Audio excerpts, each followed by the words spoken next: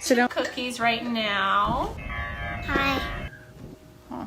In the summer of 2018, Shanann Watts posted almost every single day. Workout videos, family selfies, little clips of her daughters Bella and Celeste dancing barefoot in the kitchen while dinner cooked behind them. She was a top earner for a nutrition and supplement company called Nichol, and part of the job, part of how she made her income, was documenting her life online.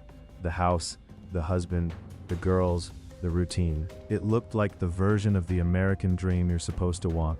A 4-bedroom home in Frederick, Colorado, about 30 miles north of Denver. A husband who worked as an operator for Anadarko Petroleum, one of the state's largest oil and gas companies. 2 little girls, 4 and 3 years old. A garage with her SUV parked in it. A 3rd baby on the way. She and Chris Watts had been together for 8 years by that point, married for almost 6. The way they met has its own strange footnote. It was a Facebook support group for people living with Crohn's disease. Shanann had struggled with autoimmune issues for years, along with lupus, and had built her whole wellness brand partly around managing her own health.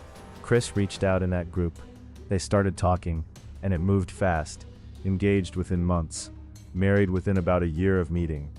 By the summer of 2018, in the version of the story visible to the outside world, they were a happy, growing family, about to welcome their 3rd child. Shanann was 15 weeks pregnant.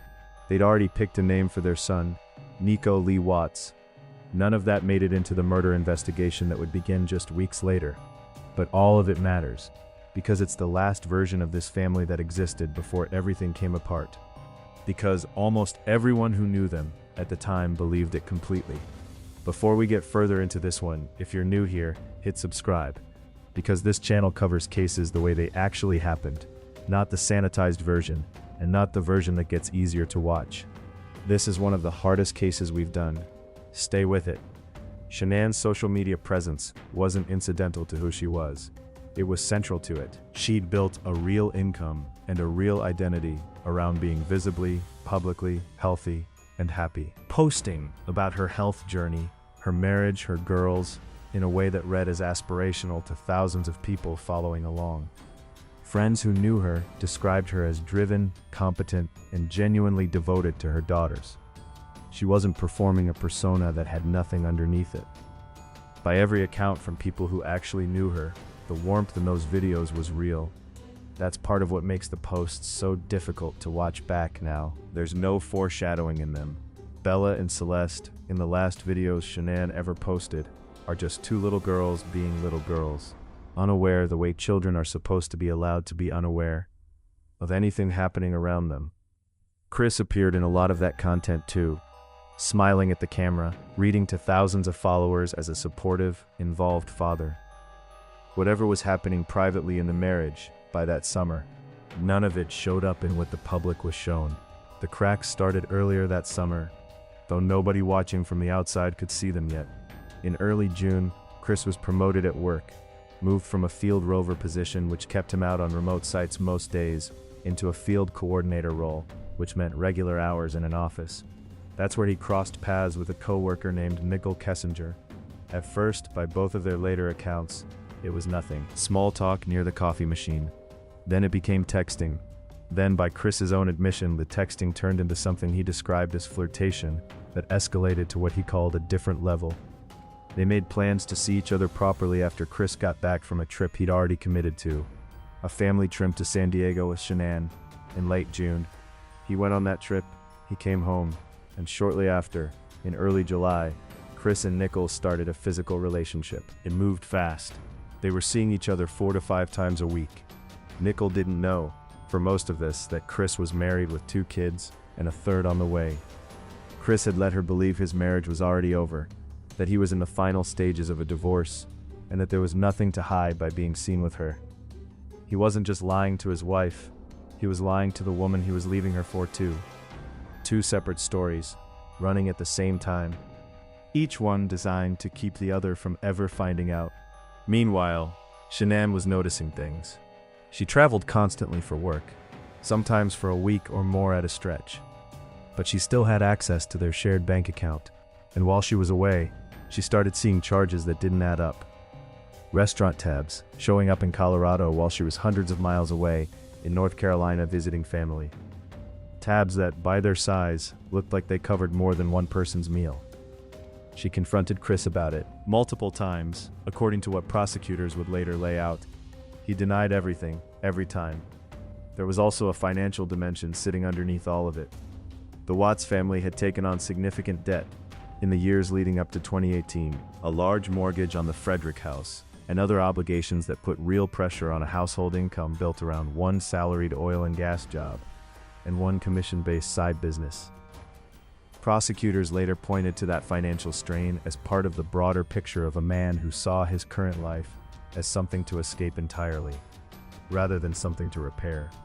By the end of July, while Chris was again visiting his family in North Carolina, he called Nichol and told her something that also wasn't true: that his divorce was final, that he needed help finding an apartment of his own. He was living two entirely different lives and telling two different sets of lies to keep them from colliding. That arrangement was never going to survive contact with reality for much longer. And on August 13th, it didn't. Shanann had been in Arizona for several days on a business trip. She flew home overnight, and her friend Nichol Kessinger picked her up from the airport and dropped her at the house in the very early hours of August 13th. Security footage from a neighbor's camera would later place that drop-off at 1:48 in the morning.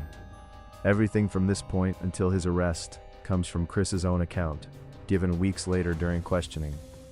No one else was present in that house. Investigators could never independently verify the exact conversation. So what follows is his version, the one he eventually settled on, after two earlier versions had already fallen apart.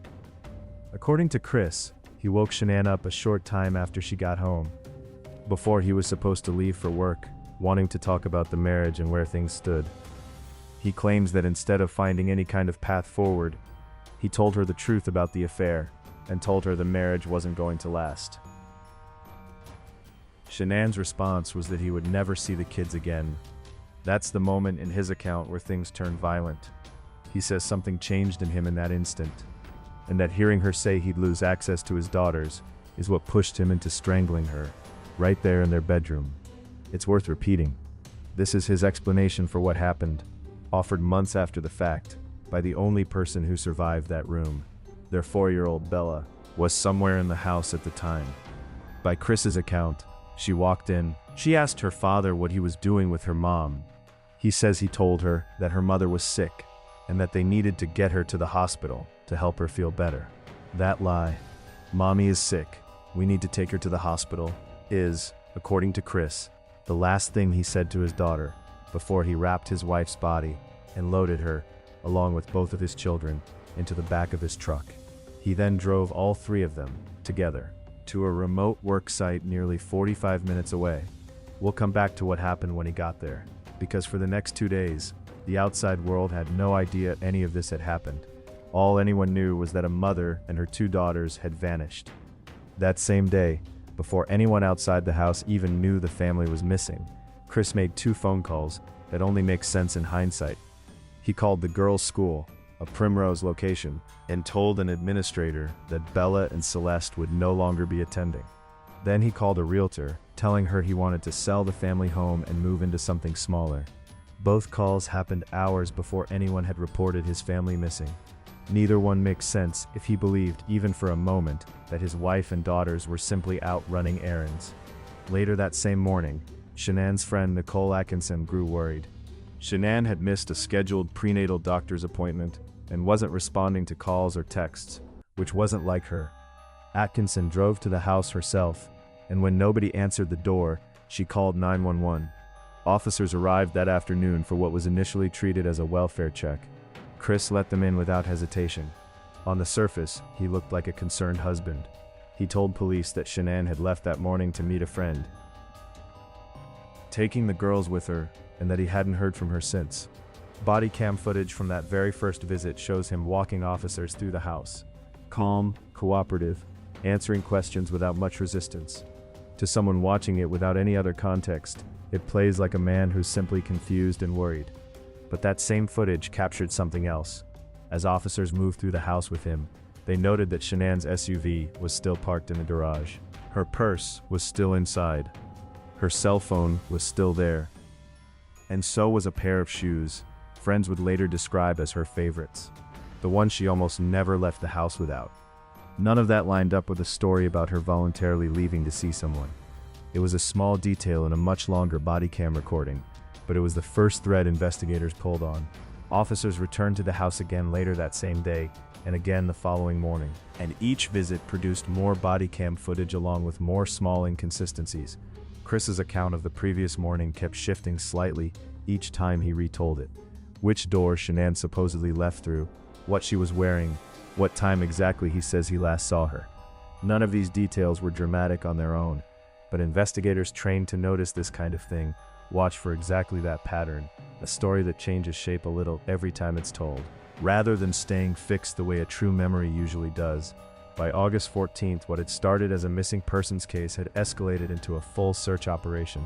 Cadaver dogs were brought in to search the property, a drone unit was deployed to scan the surrounding land, detectives obtained a warrant to search Chris's phone and his truck, and began pulling cell tower data to trace his movements in the hours after Shanann had come home.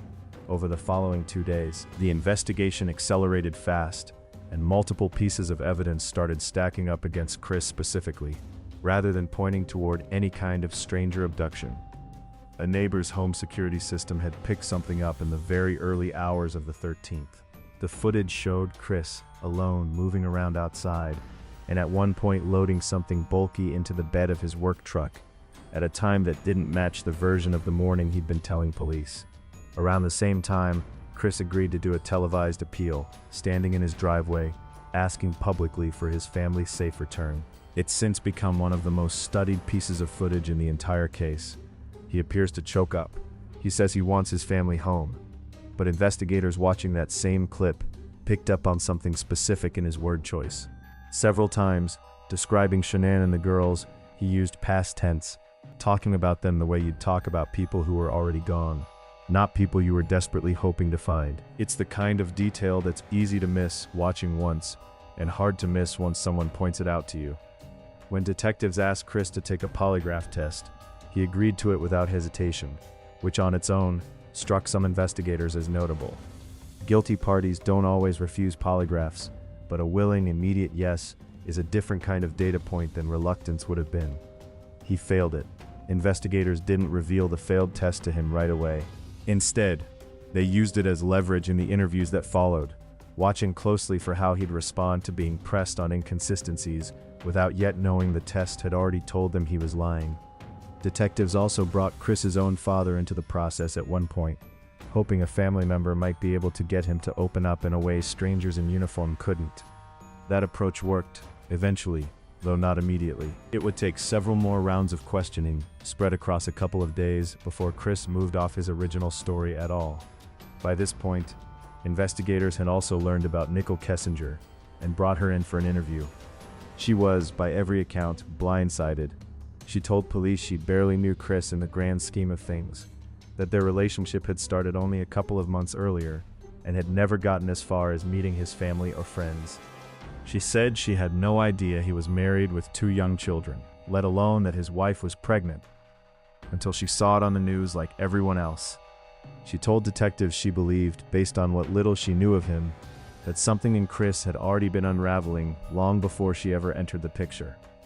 That their relationship might have sped things up, but wasn't the root cause. Investigators never treated her as a suspect, and she was never charged with anything. But her existence, the plain fact that Chris had a reason to want an entirely different life, became the thread that started unraveling every story he'd told up to that point. In the days that followed, once her name became public, Nichol found herself at the center of a story she'd had no part in creating. Speculation online tried to cast her as some kind of accomplice, or as a woman who somehow should have known what Chris was capable of. Investigators never supported any version of that theory. She deleted some text messages between herself and Chris before going to police, later saying she was embarrassed by their content, not that she was hiding evidence of a crime she knew about. Once she understood what he'd actually done, she cooperated completely, and her account of the affair's timeline became one of the pieces investigators used to establish exactly how far in advance Chris had been planning an exit from his marriage. Years later, speaking publicly for the first time about the relationship, she described Chris in blunt terms as someone who had lied to her about essentially everything that mattered, from his marital status to the reality of what he was capable of. That she had no knowledge of what he was planning, and nothing in the investigation has ever contradicted that. If you're finding this breakdown useful, hit like before we keep going. It genuinely helps this channel reach more people who care about getting cases like this one right, instead of sensationalized. Now here's where the story splits into two completely different versions. The lie Chris told first, and the truth that came out much later. 2 days after Shanann and the girls were reported missing, Chris was brought back in for another, much longer round of questioning. Investigators confronted him with the inconsistencies they'd already found. This time he changed his story. He told them that he'd come home that morning and found Shanann in the middle of strangling their daughter Celeste, watching it happen on the girl's baby monitor. He claimed Bella was already dead by the time he got there. According to this version, Chris said the sight of what his wife was doing sent him into a rage, and that he strangled her in response. In the heat of that moment, it was a story engineered to make him look like a man who'd lost control in a single moment of horror, rather than a man who had already decided, hours earlier, to end his marriage by ending his family. There were problems with this version almost immediately. The forensic evidence recovered from the home didn't support it, and investigators had already begun to suspect something considerably worse than even that story implied. Search teams, working off information Chris himself eventually provided, located Shanann's body in a shallow grave near an Anadarko-operated oil and gas site, the same site where Chris had worked, and the same site captured in that early neighborhood surveillance footage, not far from her, in crude oil storage tanks, with openings only about 8 inches wide. They recovered the bodies of both girls. Investigators also compared Chris's revised story against something else entirely: the emotional register of his own earlier statements and public appearances. A man who had genuinely just discovered his wife murdering one of his children, and had then killed her in a fit of rage, would typically show signs of acute, disorganized shock in the hours and days afterward. Instead, in his interactions with police over those first 2 days, Chris came across as composed, able to answer detailed questions about his morning without much visible distress. That composure, on its own, isn't proof of anything. People process trauma differently, but combined with the physical evidence, it became one more thread that didn't fit the story he was telling. The theory Chris had offered, that Shanann alone had harmed the children before he responded to what he saw, began to collapse under the weight of what the physical evidence actually showed. Bella and Celeste hadn't only been killed inside the house. They had been transported, alive or not, nearly an hour away, to an active industrial worksite and disposed of there. Which meant, if his revised story were true, Chris would have had to discover his wife murdering one child, watch as she'd apparently already killed the other, somehow subdue and kill Shanann himself in response, and then still calmly load all 3 bodies into his truck and drive them to a remote site to conceal them. And under continued questioning, his own story didn't hold together long enough for him to keep repeating it convincingly. The search itself, in the days before any bodies were recovered, drew in resources from multiple agencies. The Colorado Bureau of Investigation joined the Frederick Police Department. The FBI assisted. Search and rescue volunteers combed public land near the family's neighborhood, while a separate team, working off cell tower pings and Chris's own truck's GPS data, started narrowing in on the Anadarko site itself, nearly 40 miles from the house. It was that GPS data, showing Chris's truck traveling to and from the remote site, in the hours after Shanann was last seen alive, that ultimately gave investigators the specific location to search, rather than Chris volunteering it outright in his early interviews. On August 15th, Chris Watts was formally arrested. He was charged shortly after with multiple counts tied to the deaths of his wife and both daughters. In the weeks that followed, prosecutors laid out the mounting evidence against him publicly. And months later, facing the very real possibility of the death penalty, Chris agreed to plead guilty in exchange for having that outcome taken off the table entirely. As part of that plea process, in a series of interviews with investigators, he finally gave a fuller and, far more disturbing, account of what actually happened that morning, his third version of events. after the she left story and the Shanann did it story had both collapsed under scrutiny. This time there was no version where Shanann harmed either of the children, and this account lined up with the physical evidence in a way the first two never did, which is a large part of why investigators and prosecutors treated it as closest to what actually happened, even though it still can't be independently verified beyond what the evidence supports. By his own admission, after strangling Shanann in their bedroom, and after lying to Bella about her mother being sick, he loaded all three of them, his wife's body and both of his living daughters, into his truck and drove alone to the Anadarko worksite. He admitted that both girls were still alive for the entire drive there. He admitted that once he arrived, he smothered Celeste, the younger of the two, using a blanket he'd brought from the house, and that he placed her body into one of the crude oil tanks. And that Bella, who had remained in the truck the whole time, who had just watched her father carry her little sister away and not come back, said something to him before he returned for her. By his account, she asked him not to do to her what he had just done to Celeste. He killed her the same way he'd killed her sister, and placed her body into a second tank. He then went back and buried Shanann in a shallow grave nearby, using that same remote site to hide all three members of his family, along with the son they'd already named but who never got the chance to be born. What struck investigators and journalists who studied this case closely in the years since isn't just the violence of it, it's the amount of deliberate action required at every single step for it to happen the way it did. Waking up that morning and making a decision, lying to a 4-year-old to get her calmly into a truck, driving for the better part of an hour with 2 living children in the back seat, knowing what was about to happen at the other end of that drive, choosing a blanket from the house rather than anything at the worksite to smother his younger daughter with, returning for his older daughter after she'd had time alone in that truck to process what she'd just watched. None of that fits neatly into the story he first told police about a single moment of rage.